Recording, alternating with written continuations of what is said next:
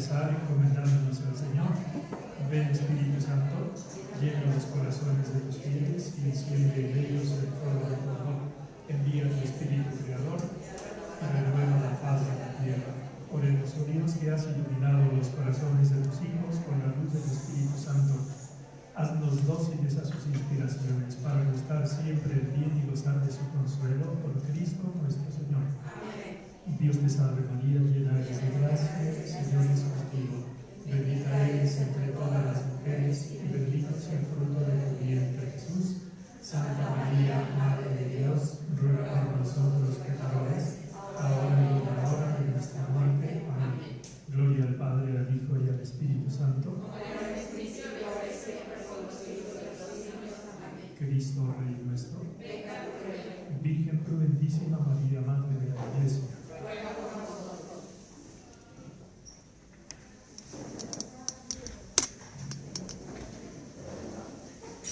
Como les he dicho en las ocasiones anteriores, vamos a ir leyendo y comentando algún pasaje específico de lo que corresponda en el día. Necesito dos voluntarias que tengan preparada la lectura de Lucas 1, 5, 25. Quien la tenga al inicio, por favor acérquese porque le tengo que dejar el micrófono para que lea y sea vista. Y luego la siguiente tiene que tener preparado Lucas 1, 26, 38. Lucas 1, 5, 25. Les pongo en contexto, vamos a empezar a hablar de los pasajes ya específicos ordenadamente del Evangelio de San Lucas, y el tema principal de hoy se llama Dos Anunciaciones, para que vean cómo Dios hace las cosas bien. Se acerca por acá, por favor, más o menos donde estoy yo, para que...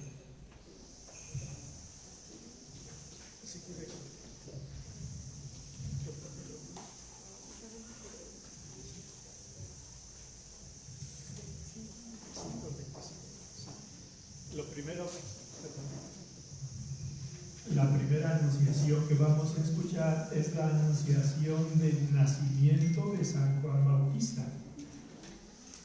y luego la anunciación del nacimiento de Jesús. Dios hace las cosas bien. Un ángel anuncia el nacimiento de Juan Bautista.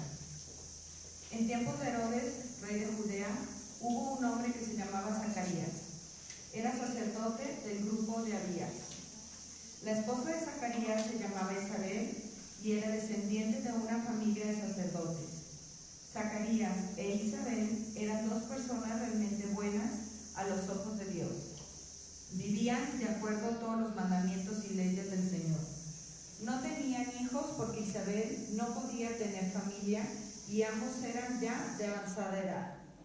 Mientras Zacarías estaba sirviendo en el templo delante de Dios, según el orden de su grupo, echaron suerte según la costumbre y fue designado para entrar en el santuario del Señor y ofrecerle el incienso de la tarde.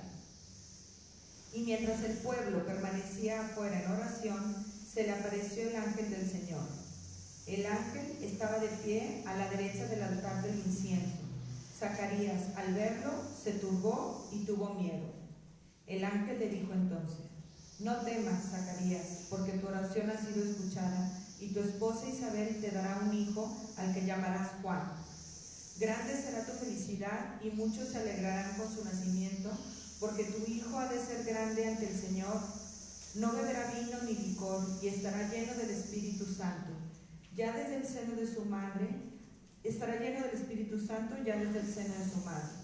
Hará que muchos hijos de Israel vuelvan al Señor, su Dios, y lo verán caminar delante de Dios con el espíritu y el poder del profeta Elías para reconciliar a los padres con los hijos. Hará que los rebeldes vuelvan a la sabiduría de los buenos, con el fin de preparar al Señor un pueblo bien dispuesto. Zacarías dijo al ángel: ¿Cómo puedo creer esto? Yo ya soy viejo y mi esposa también. El ángel contestó: Yo soy Gabriel, el que está delante de Dios. He sido enviado para hablar contigo y comunicarte esta buena noticia. Pero tú no has creído en mis palabras, las cuales se cumplirán a su tiempo. Por eso, quedarás mudo hasta el día en que se realice todo esto que te he dicho. El pueblo esperaba a Zacarías y se extrañaban porque tardaba tanto en salir del santuario. Cuando Zacarías salió por fin, no podía hablarles. Comprendieron, pues, que había tenido alguna visión en el santuario. Él hacía gestos y no conseguía hablar. Al terminar los días de su servicio en el templo, regresó a su casa. Días después, Isabel, su esposa, quedó esperando familia. Durante 5 meses permaneció retirada pensando: esta es una bondad del Señor para conmigo. Vio mi situación ante la gente y quiso liberarme de esta humillación. Palabra de Dios. Les voy a decir lo que yo apunté. No estaría mal que también ustedes apuntaran alguna cosita como esta. Son solo palabras, pero para que vean el orden de todo lo que significa la riqueza de un pasaje evangélico.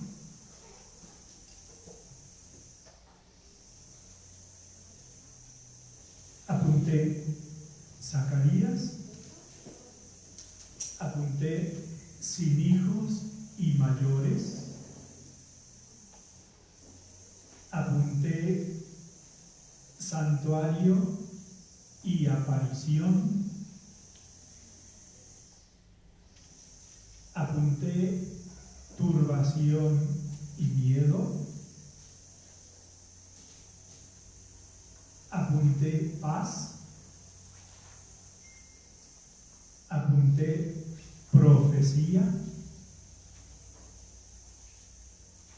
apunté dificultad sin fe, apunté mudez y por último apunté milagro. No sé si son 10 palabras más o menos. ¿Qué les quiero decir con esto? Que así se ve el contenido profundo de lo que uno está leyendo cuando quiere leer no solo las palabras que escucha, sino el mensaje que está detrás de esas palabras. ¿Quién quiere venir a leer Lucas 1, 26, 38?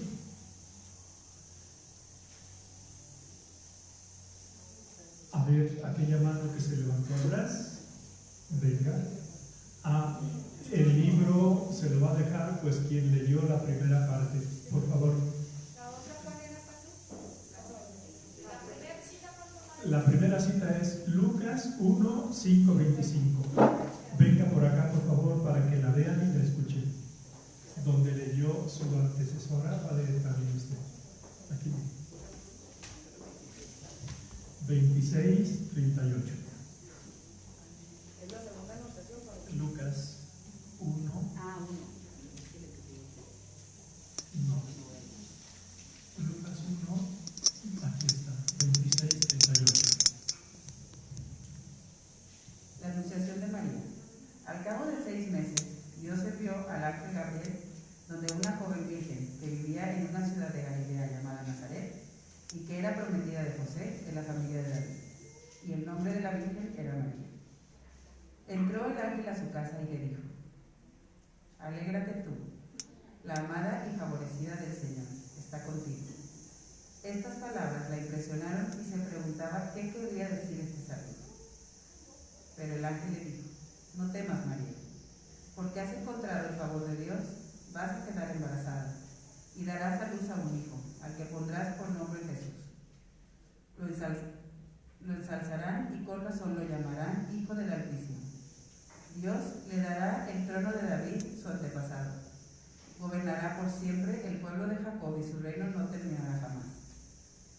María entonces dijo al ángel: ¿cómo podré ser madre si no tengo relación con ningún hombre?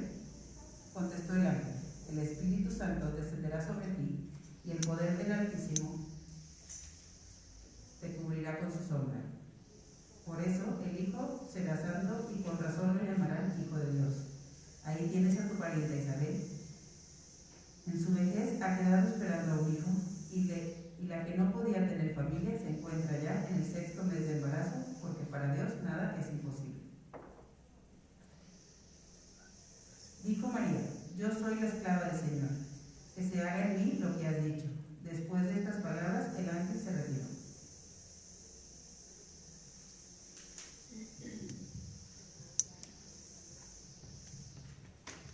Yo apunté, y seguramente también ustedes ya con un poquito la idea que les di antes, en vez de Zacarías, ahora es María. En vez de sin hijos y mayores, joven y virgen. Luego, en vez de santuario, casa.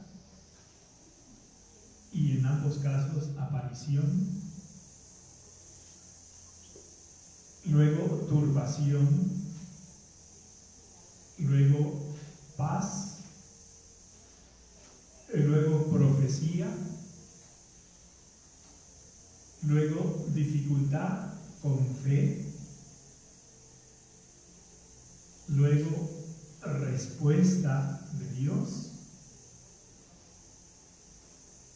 Luego, aquí está la servidora del Señor, que es la respuesta de María. Y por último, el ángel se fue. Ahora vamos a poder comentar ambos pasajes y lo van a ir entendiendo más. Les decía yo que cuando Dios hace las cosas, las hace bien. Fíjense que el nacimiento de Jesús es el centro de la historia de la humanidad. Lo que hay antes de él es una preparación. Lo que hay después de él es una realización hasta la consumación al final de los tiempos. Lo que hay antes de él, por quedarnos con Abraham, son alrededor de 2 milenios de historia del pueblo elegido. Y cada uno de los pasos que Dios va dando son pasos progresivos para que cuando llegue la plenitud del tiempo, como la llama San Pablo, esté todo el pueblo bien dispuesto. Para esa disposición del pueblo, además de los profetas que vinieron antes de Juan Bautista, Dios quiso concluir con Juan Bautista el periodo de los profetas y hacer que coincidieran en el tiempo, y esto solo lo puede hacer Dios, Juan Bautista y Jesús, porque la vocación de Juan Bautista era señalar al Cordero de Dios, decir al pueblo de Israel: este es el Cordero de Dios. De manera que el pueblo fuera consciente de quién estaba llegando en ese momento. Pero vean cómo Lucas, que se informa a fondo sobre todo lo ocurrido que tenga que ver con el nacimiento y la vida de Jesús, se informa no solo del nacimiento de Jesús, que sería lo lógico, sino también del nacimiento del precursor. Y vean cómo Lucas se encuentra, vamos a decir así, el esquema operativo de Dios nuestro Señor en momentos importantes. Y ese esquema operativo tiene los elementos que les mencioné yo anteriormente y que ustedes después anotaron.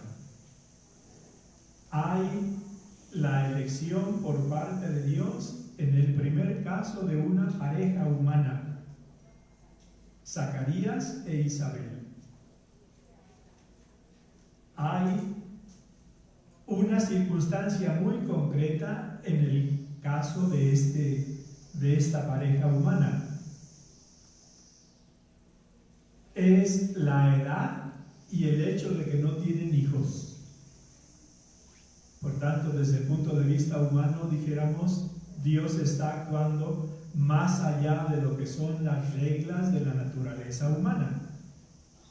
Y ahí se ve que Dios es Señor de la vida y de la historia.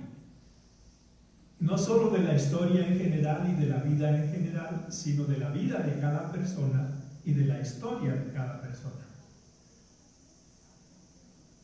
Paréntesis, les he dicho en ocasiones anteriores que todos los pasajes de la Sagrada Escritura, por ser palabra de Dios, hay que leerlos en 3 círculos concéntricos.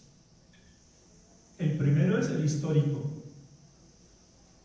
el segundo es el espiritual o teológico y el tercero es el pastoral.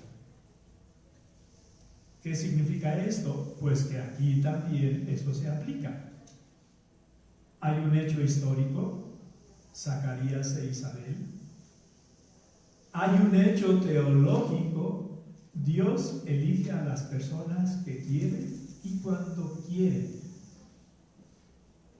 Y hay un elemento pastoral. Esto tiene que abrirme a mí la vista y el corazón y la conciencia y la inteligencia para saber que Dios puede llamar a cualquier persona para lo que Él quiera, cuando Él quiera. Y esto tengo que verlo yo en mi vida, en la vida de personas que me rodean, familiares, conocidos, amistades. Y yo tengo que alegrarme de que todo esto esté previsto por Dios, preparado por Dios, y que se va realizando en la medida en que van ocurriendo las cosas y los acontecimientos. Cierro el paréntesis para continuar con esto. Decíamos del primer caso, son un matrimonio de personas mayores y sin hijos. Tercer dato, porque todo esto va a tener su correspondencia con la anunciación de la Santísima Virgen. Es un sacerdote el esposo.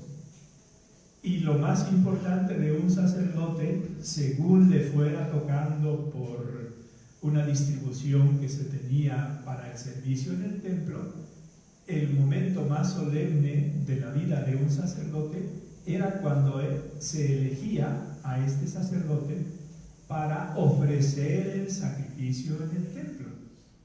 Era una vez, por decir, cada 2 meses o cada 4 meses o cada cuando fuera.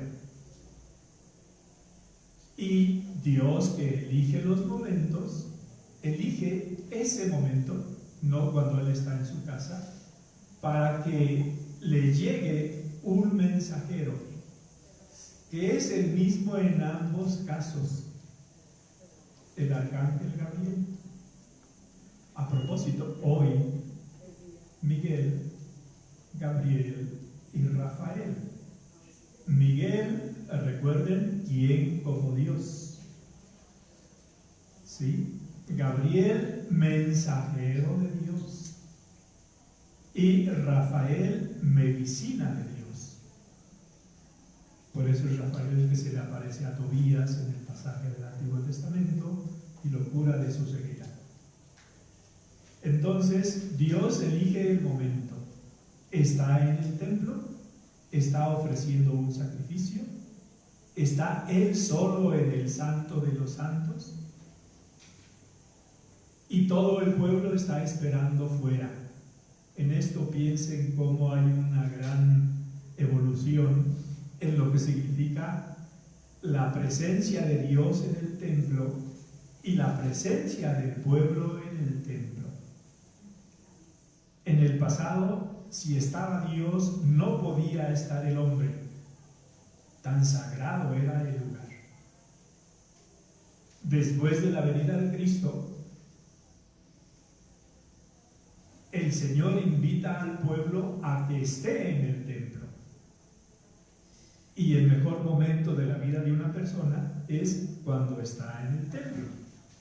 No porque Dios no pueda hablar en otros lugares. Dios no está mudo nunca, sino porque el lugar donde específicamente, sustancialmente se encuentra el Señor es en la Eucaristía, que es el centro y la cumbre de un templo. a este respecto, piensen, son como reflexiones litúrgicas.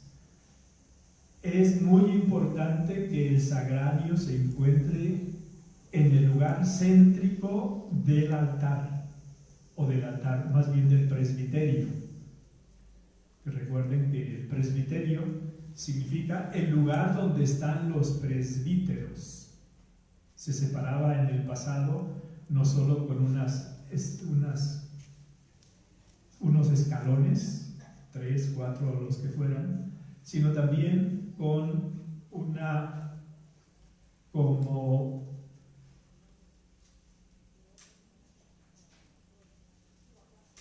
es una construcción de madera que llega más o menos a la cintura y que separaba el presbiterio del resto del templo. Sí, un barandal, sí. Y en el pasado, ahí se arrodillaban los fieles para recibir cada uno la Eucaristía.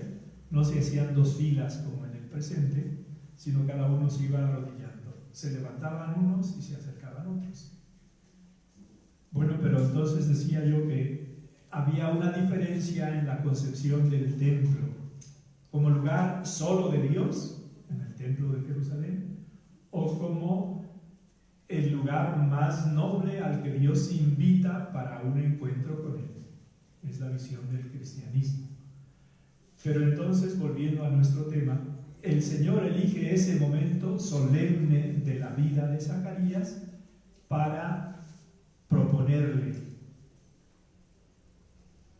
su participación en lo que significa la historia de la salvación. Y esa propuesta es bien sencilla. Quiere que él y su esposa sean los padres de Juan Bautista, el precursor.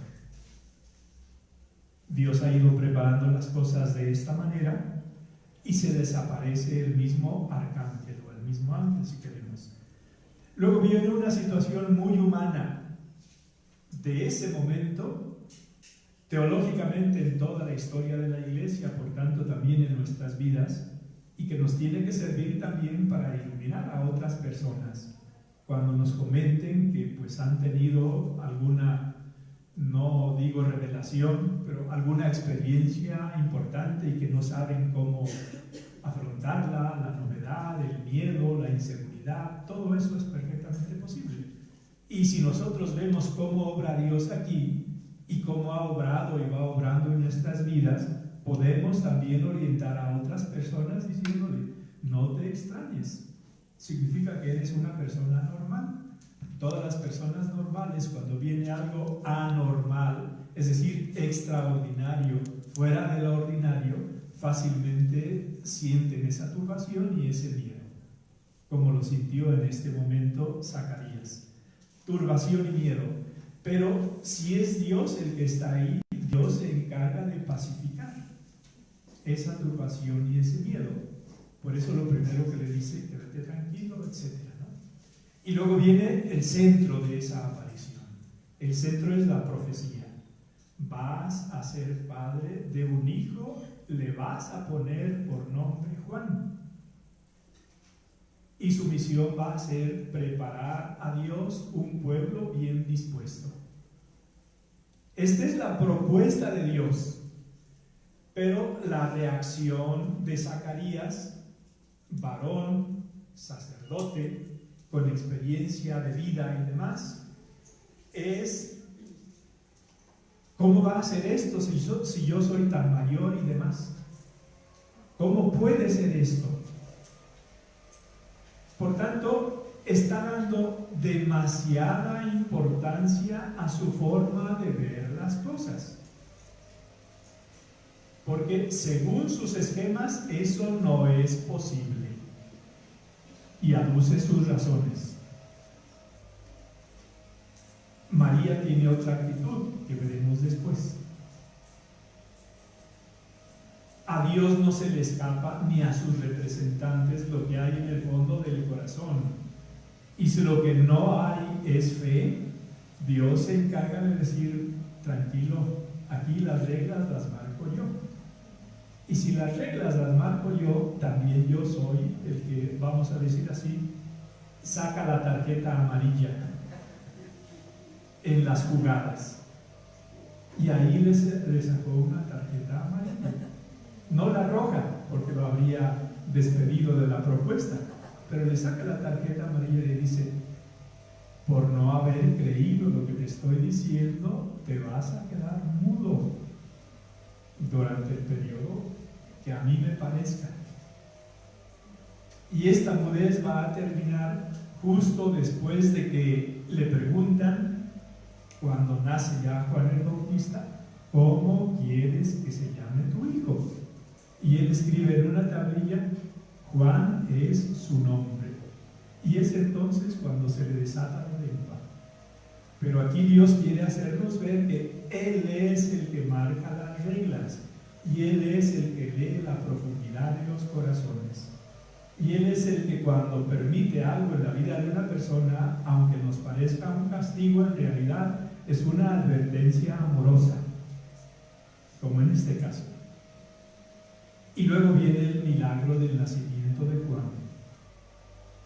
Ahora bien, esto que les he dicho yo de Juan Bautista ocurre, y lo maravilloso es que Lucas, que pensó perfectamente y se documentó sobre todas las cosas, construyó después el pasaje de la Anunciación a María con un esquema muy parecido a la primera Anunciación. Y por eso se habla de dos anunciaciones. Más todavía no lo vamos a ver así, pero el esquema completo sería también esto que ahora les añado. Después de que nace Jesús, después de que nace Juan Bautista, que es el primero que nace, su padre, que es Zacarías, pronuncia un himno de alabanza a Dios. Y después de que María va a visitar a su prima Isabel, en esa visita, María pronuncia lo que llamamos el Magnificat. Son, por tanto, también en esto, dos himnos evangélicos. Preparado el primero, porque así ocurrió en el caso de Zacarías y de Isabel, que llamamos el Benedictus. Bendito sea el Señor Dios de Israel, porque ha visitado y redimido a su pueblo, suscitándonos una fuerza de salvación, etc. Y María, después de que su prima Isabel la saluda y le dice: ¿quién es esta que viene? ¿Cómo es que viene a saludarme así la madre de mi Señor? Fíjense cómo la reconoce: madre de mi Señor. Y ya María pronuncia el Magnificat: glorifica mi alma al Señor y mi espíritu se llena de gozo. Vean entonces cómo hay, por un lado, una experiencia espiritual muy rica por parte de dos personas: Zacarías en el primer caso, María en el segundo. Como hay una actitud de escucha por parte de los dos, de una forma en el caso de Zacarías en el templo, de otra forma en el caso de la Santísima Virgen, pero en ambos casos hay una actitud de apertura a lo que Dios nuestro Señor, directamente o a través de sus representantes, pueda ir ofreciendo a cada uno de nosotros. Si nos fijamos después en el caso de María, tenemos las mismas, vamos a decir así, coordenadas cronológicas y de nombre de la persona. Zacarías en el primer caso, María en el segundo. Zacarías sacerdote, María una virgen. Zacarías en Jerusalén, María en Nazaret. Y unas coordenadas cronológicas y de nombre muy importantes. Se da después no el templo, sino la casa de la Santísima Virgen. Quien ha estado en Nazaret tenga presente que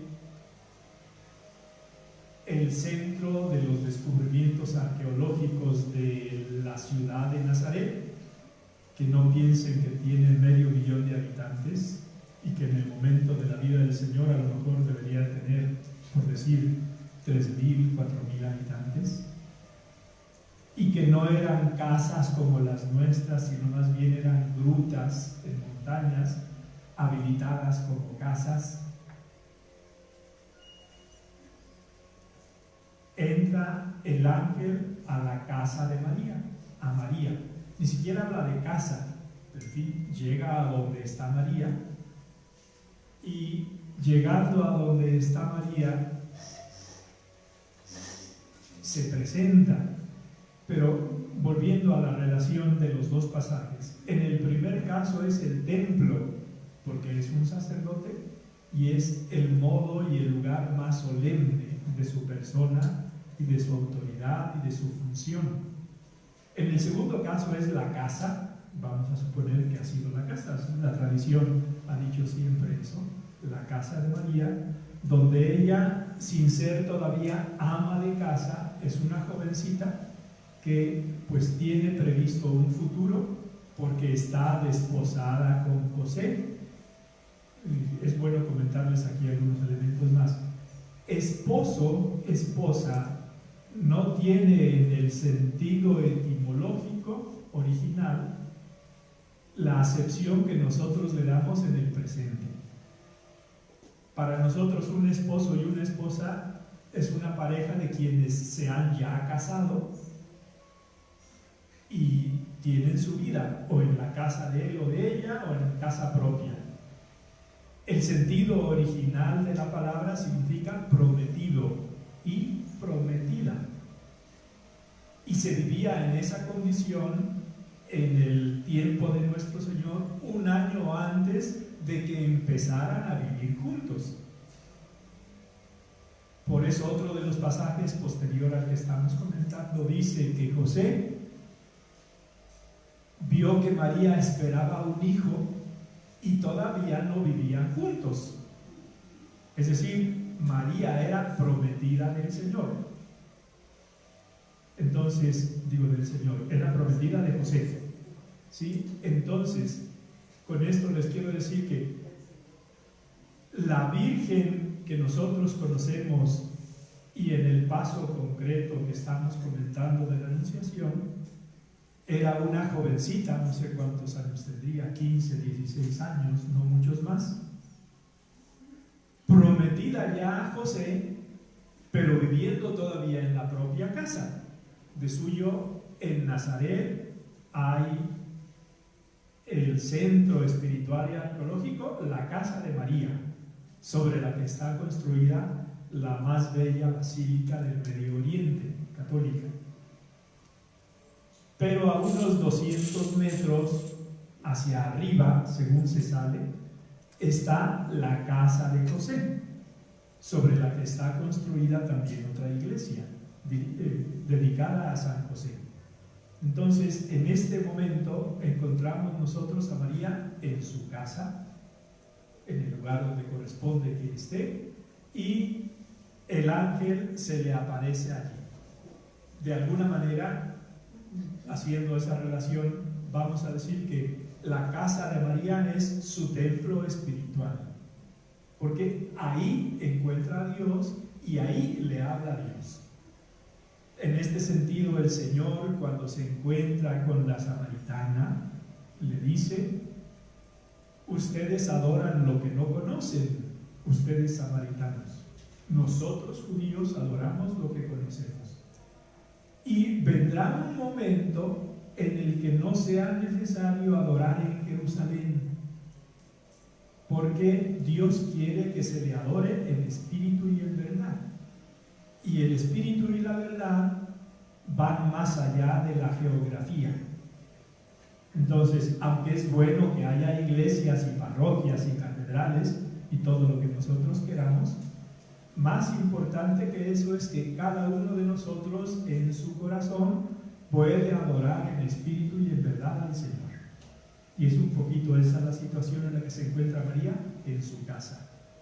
Se le aparece el ángel también a ella. También en el caso de ella, fíjense lo primero que le dice, y esto es diferente respecto a Zacarías. En el caso de Zacarías, primero viene la turbación y luego viene la paz por parte de Dios. En el caso de María viene primero la paz y luego la turbación, y ahora se lo explico. ¿Por qué primero la paz? Por la vocación extraordinaria y especial que tiene María en el nacimiento de Jesús. Nosotros tenemos un dogma, la Inmaculada Concepción. Y le decimos Inmaculada Concepción porque el ángel le dice: Dios te salve María, llena eres de gracia, el Señor está contigo. Y ese tiene un sentido de plenitud especial que no tiene respecto a ningún otro ser humano creado. Por eso entonces el término griego, es bueno meternos un poquitín en este punto. Charis en griego significa gracia. El verbo es un sustantivo. El verbo es charito, que significa agraciar. Hay un participio como amado respecto a amar, que es kecharitomene en griego. Que les suene raro, no se preocupen, pero es bueno que alguna vez les suene. Y si les suena aquí, mejor. Kecharitomene, y significa la llena de gracia. Y si es llena, es llena. No que recibe un ratito de gracia y se le va después, sino que Dios la preparó. Él pudo hacerlo, es el único que pudo preparar a su mamá, y la preparó como era María. Entonces, cuando se le dice llena de gracia, significa que está desde su concepción pensada y gestada y nacida de una manera especial, sin el pecado original. Entonces, por eso, lo primero que le dice el ángel: Dios te salve, Jaire María, le dice así. Hola María, es una manera muy familiar decir hola, pero Jaire en el fondo significa sé agradable y agraciada, tú que estás desde siempre llena de gracia. Kecharitomene. Entonces, por eso lo primero que el ángel le dice, el saludo, es este saludo que se refiere a la concepción especial virginal de la Santísima Virgen, y por eso un fruto de esta concepción es la paz de Dios. Y por eso es lo primero que le dice el ángel. Pero piensen, ni María se había propuesto una vocación así, ni se la había imaginado, ni la había deseado, ni la había programado para nada. Por eso, esta es la primera ocasión, o es el primer minuto en el que María conoce el plan de Dios concreto desde que ella había nacido y para su futuro. Y por eso ella se extraña. Y por eso dice, ¿qué le dice?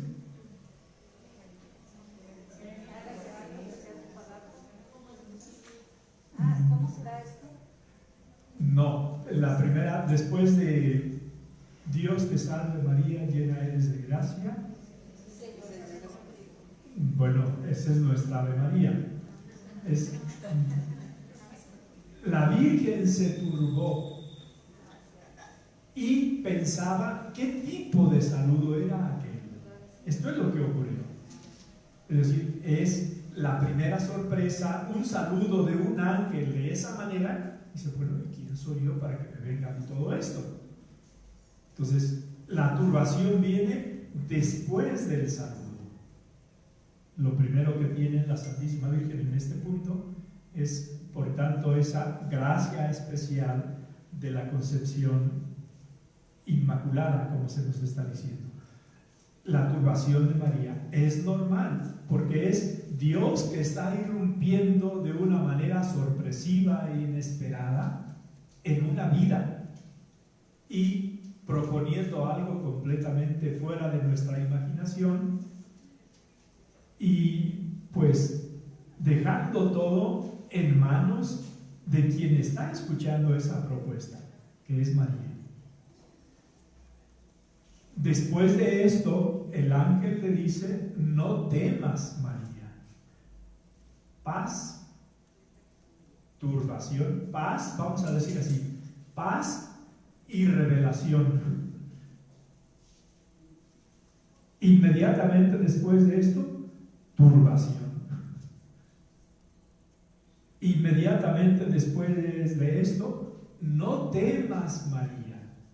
Invitación a la confianza por parte de Dios nuestro Señor. Porque has hallado gracia delante de Dios. Y luego viene la profecía, que es el culmen de la acción de Dios en este momento. He aquí que concebirás y darás a luz un hijo y le pondrás por nombre Jesús. Antes era Juan, ahora es Jesús, que significa Salvador. ¿Sí? La profecía es una profecía con cierta amplitud, como también en el caso de la profecía de Juan, la vocación que tiene Juan y la vocación que tiene Jesús, que son complementarias. De suyo, bueno, lo comentamos un poquito más adelante. Como es una novedad del todo en la vida de María, ella, que ya tiene un proyecto de vida, le pregunta: no, ¿cómo puede ser esto? Porque yo ya soy viejo, que es la pregunta que hace Zacarías, sino ¿cómo sucederá esto? Es decir, ella está abierta a que suceda. Más aún, ya está segura de que va a suceder. Eso es tener fe. Pero de todas maneras, no deja de tener alguna duda, porque su plan era desposada ahora de José, pero sin haber tenido relación con José. ¿Cómo va a ocurrir esto que le está proponiendo Dios nuestro Señor? Entonces, una cosa es preguntar a Dios sin fe, simplificando mucho, y que me perdone Zacarías, y otra cosa es preguntar a Dios desde la fe. Cuando uno le pregunta a Dios desde la fe, se pone de parte de Dios. En lo que Él diga, como Él lo diga, con la luz que Él quiera en ese momento manifestar, o con las notas de oscuridad que uno no llega a ver en ese momento. Eso es la fe. Creer lo que no vemos. Porque si solo creemos lo que vemos, ya no es fe. Es una especie de, ¿cómo decir?, de negocio y de contrato y de exigencia. Y un alma de fe es un alma humilde. Y un alma humilde acepta las respuestas de Dios como van viniendo. Y si alguna vez la respuesta es el silencio, ahí también ya hay una respuesta inicial de Dios. En este caso no es así. En este caso el ángel le explica. Pero como es tal la novedad, no creo que la Santísima Virgen lo haya entendido del todo. Pero el ángel, a la pregunta de ¿cómo sucederá esto? Porque yo no he tenido y no tengo relaciones con un hombre, era el modo normal, universal de venir las personas al mundo. El ángel le dice: el Espíritu Santo va a venir sobre ti y la fuerza del Altísimo te cubrirá con su sombra. Por eso lo que va a nacer de ti será santo y será llamado Hijo de Dios. Y le da una prueba. Y la prueba que le da es la de su prima Isabel. Como la prueba que había dado antes a Zacarías era su mudez. Vean que son distintas las pruebas que Dios da de su intervención. En el caso de la Santísima Virgen, sencillamente se reafirma el poder de Dios con un milagro que ya empezó a ocurrir. Su prima Isabel, no sabemos si se habrían visto antes, probablemente alguna vez, pero ya era mayor esta prima, como sabemos, por el pasaje de la primera aparición. Y ya está de 6 meses la que llamaban estéril. Y lo importante también es, muy importante, este siguiente versículo dice, porque para Dios nada hay imposible. Y eso tiene esa triple validez histórica. Puede hacer perfectamente nacer a un hombre de una mujer muy mayor. También había ocurrido en el caso de Sara, la esposa de Abraham. Eso ocurre en el campo espiritual y teológico para nosotros. Cosas que le pedimos y que los hombres nunca nos pueden dar, nos las da Dios. Porque para Dios nada hay imposible. Y esto que experimentamos aquí y que en nuestra propia vida alguna vez lo habremos experimentado, lo podemos experimentar, tenemos también que saber predicarlo y razonarlo y exponerlo a otras personas en dificultades, aunque nos parezcan las mayores y las más insuperables de la vida. Para Dios no hay nada imposible. Esa es la respuesta de Dios. La Santísima Virgen no la acepta porque la entienda, no ha tenido experiencia y nadie más ha tenido experiencia de una situación así. Pero la actitud de María es la que más nos interesa también a nosotros. Porque una cosa es lo que propone y pone Dios y otra cosa es lo que responde el hombre, en este caso María. Y la respuesta de María es: aquí está la servidora del Señor, hágase en mí según tu palabra. Que es la mejor respuesta que una criatura ha dado a Dios. La mayor alegría que ha producido en el corazón de Dios la respuesta de una criatura. La mejor de las criaturas. Por eso se le aplica a María lo que se dice inicialmente de Judith en un pasaje del Antiguo Testamento. Tú eres el orgullo de nuestra raza. Y no se refiere a la raza judía, se refiere a la raza humana. La respuesta, por tanto, de María, histórica, es esa. La respuesta teológica tiene que ser la nuestra, aquí y ahora, en las circunstancias en que cada uno de nosotros esté viviendo la pandemia, las dificultades, las sorpresas que nos van viniendo y demás. Y es como nosotros tenemos también que preparar a los demás para que su respuesta sea siempre esa: aquí está el servidor, aquí está la servidora del Señor, hágase en mí según tu palabra. Pero quiero comentarles todavía 2 cosas más. La primera es el último versículo del segundo pasaje. Y dice: y el ángel se fue. Históricamente, pues ocurre que las gracias de Dios tienen una duración concreta de tiempo. Y los momentos especiales de vivencia religiosa o de experiencia espiritual no duran toda la vida. Ocurre también que después de algún momento, algún periodo de particulares gracias y fervor, esas gracias y ese fervor se van, en el sentido de no estamos en la misma situación emotiva durante toda nuestra vida. Y la presencia, vamos a decir así, especial de Dios en las vidas humanas no tiene por qué durar todo el tiempo. Quiero decir con esto que no nos extrañemos de que también en nosotros pueda ocurrir que después de un periodo de particular iluminación de Dios, de particulares gracias, de particulares manifestaciones del amor divino, el siguiente lunes ya no sea como hasta el domingo. Y hay que estar preparados para todos los lunes. Como dice el proverbio, que es muy de pueblo, para las subidas quiero mi burro, que las bajadas yo me las subo. Entonces, no nos extrañemos de que también en nuestros casos algunas veces el ángel se vaya.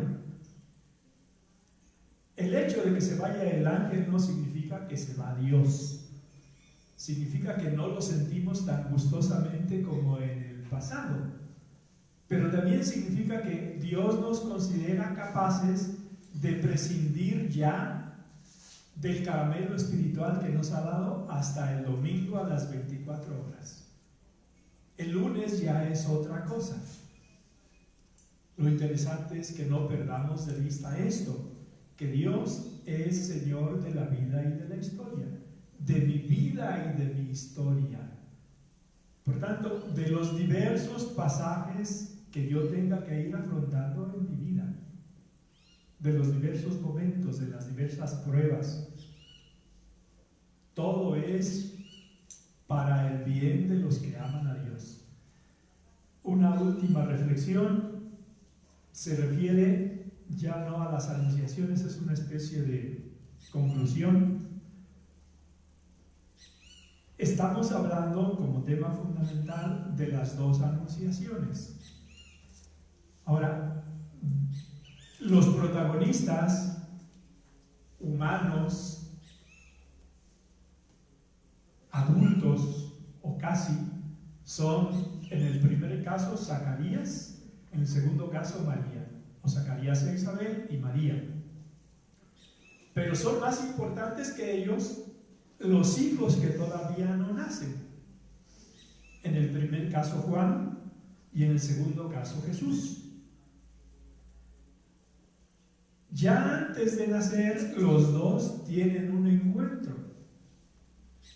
Así como hemos hablado de las dos anunciaciones, podríamos hablar de los dos encuentros de Juan y Jesús, en el seno materno en ambos casos, o ya adultos al inicio de la vida oculta.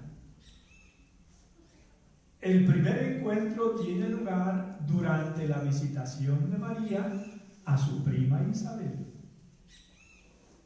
En cuanto escuché tu saludo, la criatura saltó de alegría en mi seno, dice Isabel. Por tanto, hay ya ahí un primer reconocimiento de Juan de la santidad de Jesús, que es 6 meses más joven que Juan. Y el segundo momento es ya al inicio de la vida pública del Señor, cuando Juan ha estado preparándose, viviendo en el desierto, en una vida de austeridad y de oración, y llegado el momento sale a bautizar junto al río Jordán. Y es ese momento el que elige Jesús para iniciar su vida pública. Juan ha estado preparando al pueblo, disponiéndolo para la venida del Señor. Y Juan, inspirado por el Espíritu Santo, porque dice, yo antes no lo conocía, inspirado por el Espíritu Santo, dice, cuando ve venir a Jesús en la fila de los pecadores que se van a bautizar, el Señor no tenía necesidad de bautizarse, porque se bautiza un pecador para quitarle culpas. Él era la gracia misma, pero de todas maneras el Espíritu Santo le dice que ese es, y Él lo señala, este es el Cordero de Dios que quita el pecado del mundo. Quedan 2 minutos. ¿Alguna pregunta? ¿Alguna queja? ¿Algún lamento? No, una pregunta, cuando la Santísima Virgen fue a visitar Que se escuche. Si lo sabe Dios, que lo sepa el mundo. dos cosas. Cuando la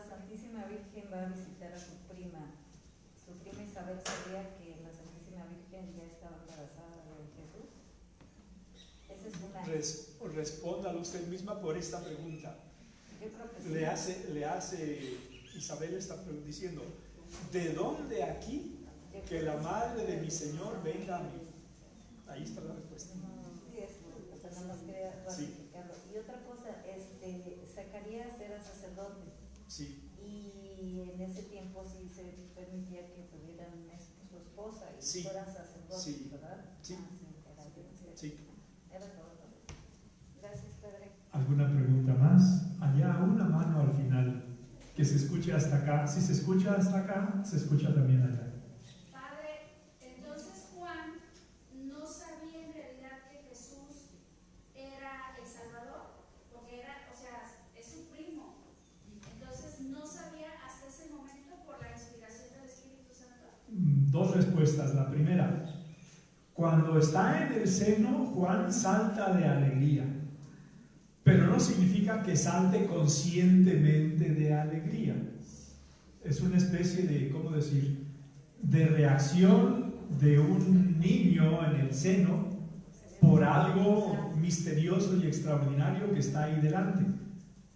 Lo que significa es que no tuvieron relación entre ellos hasta el momento en el que Juan lo señala. Porque el mismo Juan dice, yo no lo conocía. Se puede decir, ¿cómo no lo conocías si saltaste de alegría cuando estabas en el seno de tu madre? Pero ese salto es un salto milagroso. No creo que lo haya registrado y haya estado pensando toda su vida eso. ¿Me explico? ¿Alguna pregunta más? Porque no se conocía porque vivían en diferentes lugares, ¿verdad? Sí, y porque Juan estuvo todo el tiempo viviendo separado de su familia.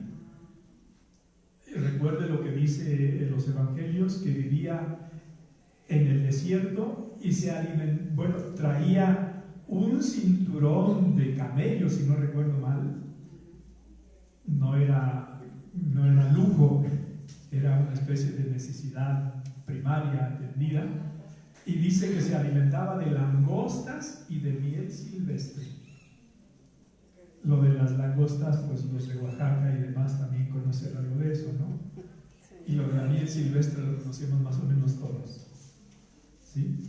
Pero en ese tiempo se veían más bien como, o sea, eran primos, pero, Sí. pero más que nada se veían como, bueno, pues como algo espiritual. Pues, Sí, pero yo creo que no se veían. Bueno, no se veían, Nunca pero No se veían. yo creo que cuando se encontraron, pues no, ay, eres mi primo como ahorita, no, es algo como No era el tema. espiritual, es algo como, Ahí estaba Juan no para manifestar oye, primo, parentesco físico natural, no, exacto. sino en su misión sobrenatural. Este es el Cordero de Dios que quita el pecado del mundo. Espiritual como el Sí. Salvador del mundo. Sí, Qué belleza. las 12, exactamente. Te damos gracias, Señor, por todos tus beneficios, a ti que vives y reinas por los siglos de los siglos. Cristo, Rey nuestro. Virgen prudentísima, María, Madre de la Iglesia. Pues buen día y buen